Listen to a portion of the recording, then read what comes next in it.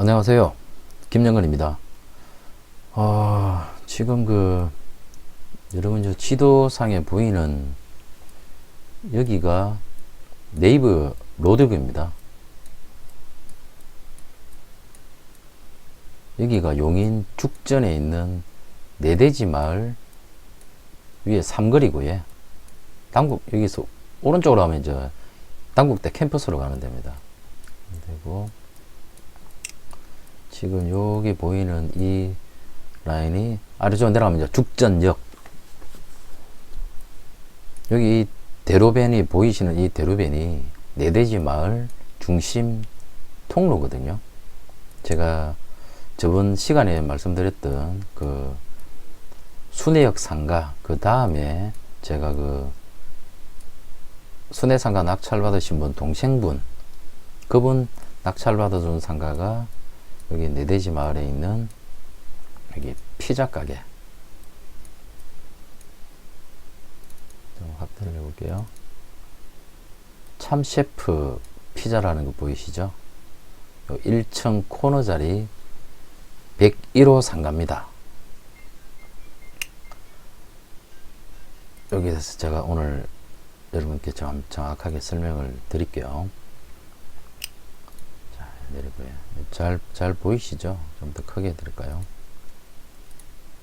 자. 용인 수지 죽전동에 있는 에코프라자 1동 101호였습니다. 사건번호 2013 타경에 18,997번 사건이었고요. 입찰일자가 2013년 8월 13일이었습니다. 이때 들어와서 낙찰을 받은 건데요. 제가 이제 물건 목록으로 들어가 볼게요. 자, 확대해서 볼게요. 자, 에코프라자 1동 101호고에 대지권은 4.7평, 건물 면적은 14.6평, 실평수 14.6평입니다. 토지하고 건물 일간 매각으로 나왔던 거였고요. 2순위 소유권 이전 청구 가등기에 대한 이분이 강제경매 신청한 겁니다. 오영철 씨가. 이거를 8월 13일 날 입찰 기일 날 낙찰을 받았는데요. 최초 감정가가 3억 3천입니다. 토지 건물 일괄 포함해 가지고요. 아마 부동산이나 상가 쪽에 대해서 좀 아시는 분들은 벌써부터 감 잡았을 거예요. 저 4차선, 6차선 대로변에 1층 101호 주출입구 대로변 상가가 실평수 14.6평인데 3억 3천 밖에 감정이 안 됐어? 그렇게 분명히 선수들은 느낄 거예요. 자, 그 부분 내가 천천히 설명하기로 하고요. 이걸 그래 8월 13일 날 입찰 들어가서 단독 입찰 들어갔습니다. 1차에도요. 그것도 1차에 단독으로. 그렇게 해서 낙찰을 받고 일주일 뒤인 8월 20일 날 매각 허가 일정. 이 매각 허가 일정이라는 거는 경매 절차상의 하자가 전혀 없었다는 거거든요.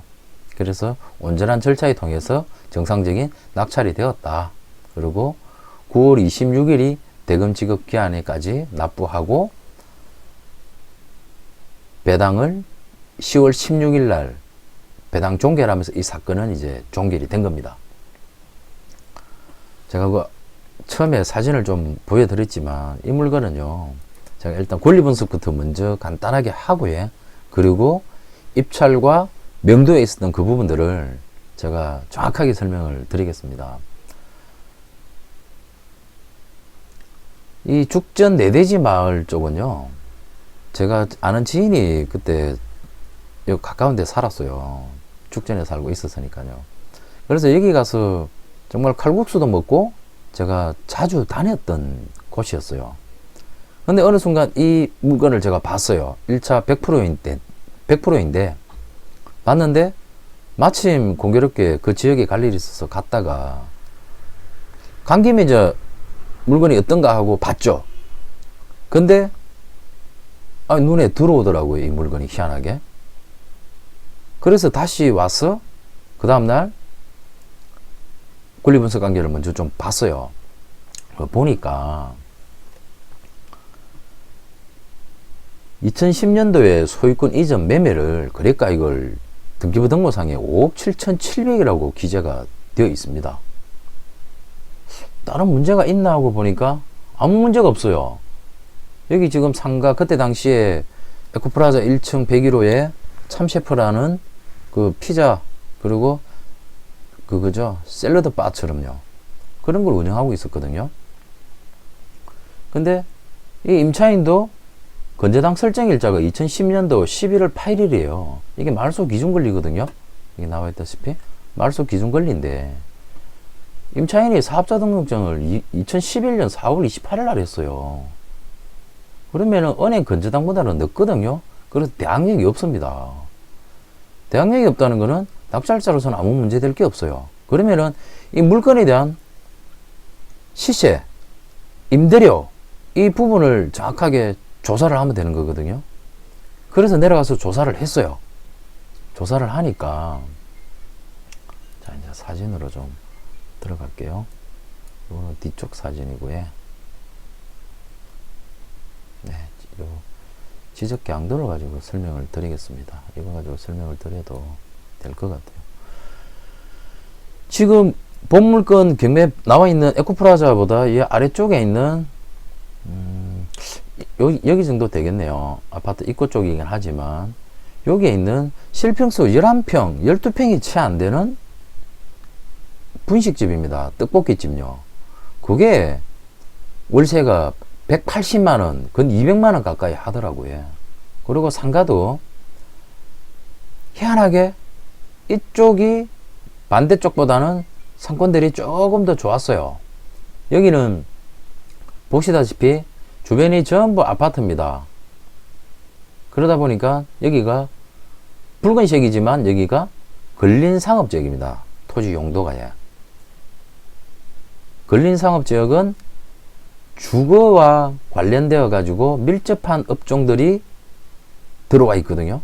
그래서 여기가 학원, 은행, 뭐 대형 마트, 큰 대형 식당들 그런 것들이 쫙 깔려 있습니다. 건물 층층이 학원들이 엄청나게 많아요. 이 내대지 마을이 주변이 중학교, 초등학교, 고등학교까지 학교가 많아가지고 여기가 학군이 나름대로 용인에서는 도시 정비도 잘 되어 있고 택지개발 사업으로 사업을 했지만 정말 정비가 잘 되어 있는 용인에서는 바로 위에가 분당이니까요.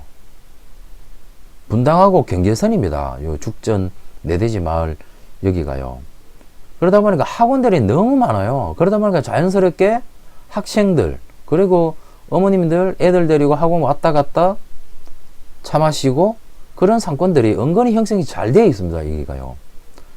그래서 관심 있게 제가 보고는 주변의 상가들을 건너편 쪽 여기 있는 건너편 쪽에 커피 전문점 여기 있는 떡볶이집 시세 조사를 다 해보니까 이 월세가 지금 여기 현재 임차인으로 보증금 차임 신고되어 있는 게 보증금 3천에 월세 150만원 신고가 되어 있습니다. 근데 3천에 월세 180만원 이상도 월세를 받을 수 있겠다는 제가 확신을 가졌어요. 현장 조사를 하면서요. 그런데 여기서 권리관계 어떤 뭐 문제가 있느냐? 문제도 없어요. 그런데 위치가 빠지냐? 위치도 좋아요. 간판도 지금 여기서 잘은 안 보이는데요. 왼쪽 요게 아래쪽에서 위로 올라오면서 조금 오르막길을 합니다. 그렇지만 이 오르막이 높지가 않아요. 평탄한 오르막입니다. 그러면서 올라오면서 보면은 요 왼쪽 측면에 약 한 3m 정도의 간판을 하나 더 낼 수가 있어요. 이거 가게나 자영업, 식당이나 장사를 해보신 분들은 너무 잘합니다. 이런 집합 건물에 있어서는 간판을 하나를 뺄 수 있느냐, 두 개를 뺄 수 있느냐, 측면 입간판을 하나 더 뺄 수 있느냐 없느냐에 따라 가지고 매출의 영향을 받거든요. 옆 측면 쪽에 간판을 하나 더 낼 수가 있어요. 나무랄 데가 없는 물건인 거예요. 주변에 지금 보이다시피 다 6층, 7층 상가 건물들이면서 학원들이 쫙 다 깔려 있거든요. 그러면 이 유동인구들이 결국은 1층을 거쳐서 다 움직이니까 야 이거 괜찮은 물건이다 판단하고 문제가 없다. 그래서 제가 그 전 낙찰받았던 그 오빠분한테 이야기를 했죠. 사장님, 이거 정말 괜찮은 물건이다. 그러니 동생분 상가 찾으시니까 동생분한테 이걸 해줍시다. 참고로 그 동생분도 둘 다 맞벌이 공무원이었었어요. 퇴직하기가 이제 얼마 남지 않았으니까 좋은 상가 찾아서 오빠처럼 안정적인 월세를 받을 수 있는 거를 찾고 준비하고 있었거든요. 그래서 제가 이 물건을 보고 사장님, 이거 앞으로 세 받아먹는데 아무 문제가 없다. 그러니까 입찰을 들어갑시다. 그렇게 해서 옷 받아가서 보니까 이 상가가 눈에 들어오거든요. 그래서 준비했어요. 감정평가 금액이 3억 3천 잡혔는데 수익률을 계산하면요, 월세를 180을 받게 되면 보증금 3천에 180으로 재계약을 하게 되지 않습니까? 그럼 수익률이 약 한 7.5% 이상의 수익률이 나옵니다. 2013년도 당시에도요, 1층 상가 수익률 6% 정도 되는 경매 물건 찾기가 만만치 않았거든요. 근데 7% 이상의 수익률을 만들어낼 수 있겠더라고요. 그래서 1차에 망설이지 말고 갑시다. 이거 한 번 더 유찰되면, 이때 당시에는 한 번 유찰되면 20% 빠졌습니다. 용인요. 지금은 30% 빠지지만 1차에 들어갑시다. 그래서 1차에 단독으로 들어가가지고 38만원 더 쓴 3억 3천 38만원의 낙찰을 받았어요. 이거 받고 난 뒤에 현장 조사를 다시 한번 정확하게 하니까요, 등기등본상에는 실거래가 5억 7,700대이지만 그냥 5억 5천에도 바로 대팔 수도 있었어요. 근데 월세 3천에 180으로 재계약 깔끔하게 했거든요. 이 물건을 5억 5천에 팔 필요가 없죠. 그러니까 이 물건은 받은과 동시에 그냥 매매 시세 차익을 근 2억에 가까운 차익도 발생했어요.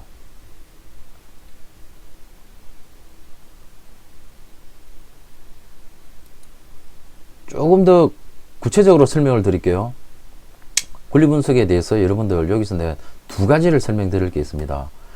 건저당이 2010년도 은행에서 설정이 되어 있지 않습니까? 그 다음에 2011년도에 매매 예약한 소유권 이전 청구 가등기, 가등기라면 보통 일반인들은 무섭게 생각해요. 근데 전혀 무섭게 생각하지 마세요. 건저당 이후에 있는 압류, 가압류, 가등기, 모든 권리는요, 다 말소입니다. 다 말소입니다. 몇 개 특유의 예고등기라든지 유치권, 그런 거는 매각에 의해서 소멸하지 않는 권리가 있지만, 이런 가등기나 이런 것들은 전부 다 건저당 이후에는 전부 다 소멸입니다. 말소기 때문에요. 낙찰자는 전혀 신경 쓸 필요가 없어요. 전혀 신경 쓸 필요가 없고, 이 건저당 이후에 임차인도 건저당 이후에 세입 들어왔으니까 낙찰자가 어떠한 부분도 부담될 부분이 없습니다. 이게 이제 대항력이 없다는 거거든요. 이 대항력이 없다는 거는요, 낙찰 받은 분한테, 새로운 소유주분한테 나 여기서 계속 장사할래요, 그 주장할 수 있는, 점유를 계속 주장할 수 있는 권리가 없는 겁니다. 임차권의 존속을 주장할 수 없는 권리, 주장을 할 수 있는 힘, 그거를 대항력이라고 하거든요. 근데 이 사람은 대항력이 없어요. 그러니까 낙찰자한테 나 여기서 계속 장사하겠습니다 요구할 수 있는 법적 권한이 없는 겁니다. 이 이야기는 곧 뭐냐면 인도명령 대상자가 된다는 겁니다. 별도의 소송이 필요 없이 잔금을 납부함과 동시에 법원에 이 세입자한테 나는 명도를 하기 위해서 인도명령 신청을 하게 되면요, 이 세입자는 판사는 일주일 이내에 인도명령 결정을 떨어뜨려줘요. 아무런 문제가 없기 때문에, 대항력이 없기 때문에 그렇습니다. 그러면 그게 판결문입니다. 판결문. 명도 확정 판결문입니다. 인도명령 결정문이요. 그거 가지고 세입자분 그냥 내보내고 새로운 임차인 받아도 되고요. 그만큼 아무런 문제가 없는 그런 물건이었어요. 자, 제가 대항력에 대한 부분 정확하게 설명을 한번 드렸고요. 건저당 이후에 이전 청구 가등기 이런 거 전혀 무서워할 거 없다. 그리고 여기서 제가 하나 더 조금 설명을 드릴게요.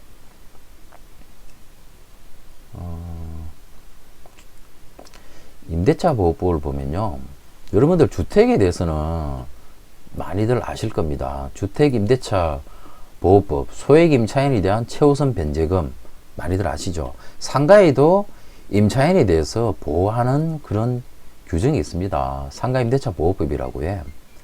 여기에서 이 현재 있는 임차인도 본의 아니게 영업행위를 잘하고 있다가 채무자, 소유주죠.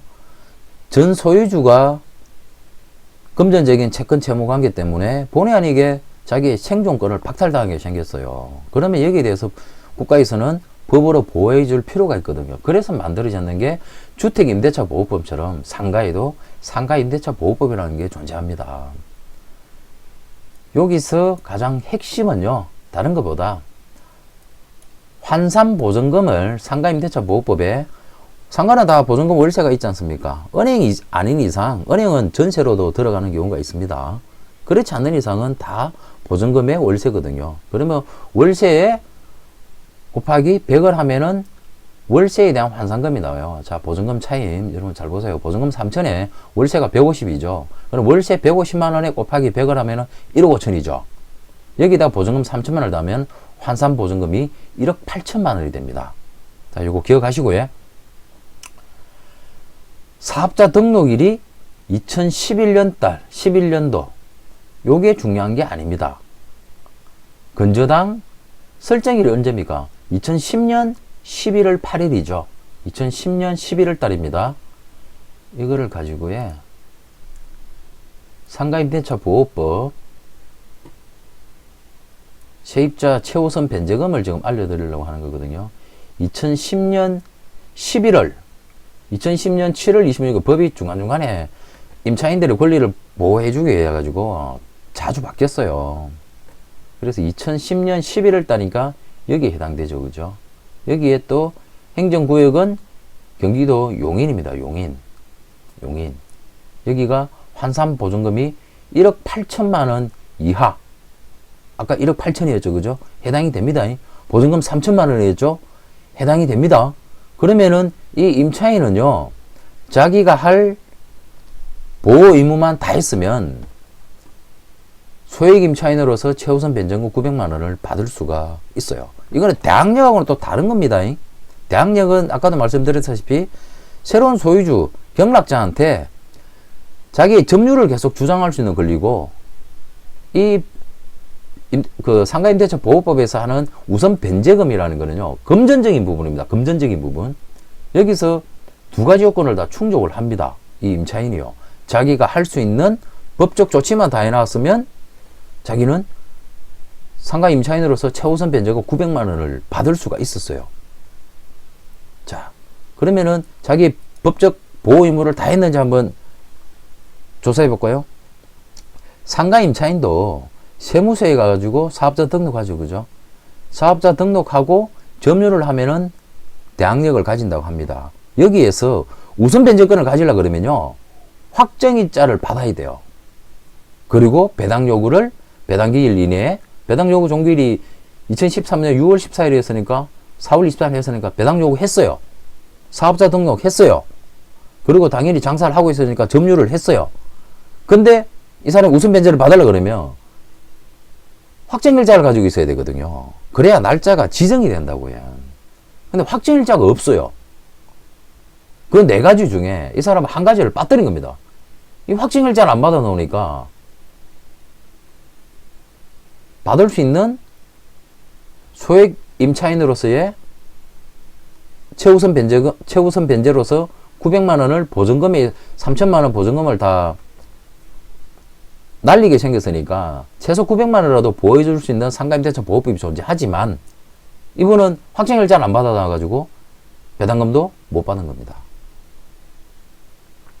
여러분, 이런 부분요, 자영업 하시는 분들이 더 꼼꼼하게 아셔야 됩니다. 경락받는 분들은 어차피 대항력 없으면 나머지는 그냥 없어가고, 배당이야 나나 잔금만 낙찰받고 잔금만 납부하면 그 나머지는 법원에서 배당을 하니까요. 배당표에 따라가지고. 근데 자영업을 하시는 분은 부득이하게 지금 피해를 보는 거지 않습니까? 자기의 의사와는 아무 상관없이 경매 들어갔죠. 자기 장사하는 데 있어가지고 마음 졸이면서 장사했죠. 그리고 자기가 받을 수 있는 최우선 변제금도 못 받은 겁니다. 자영업 하시는 분들요, 제가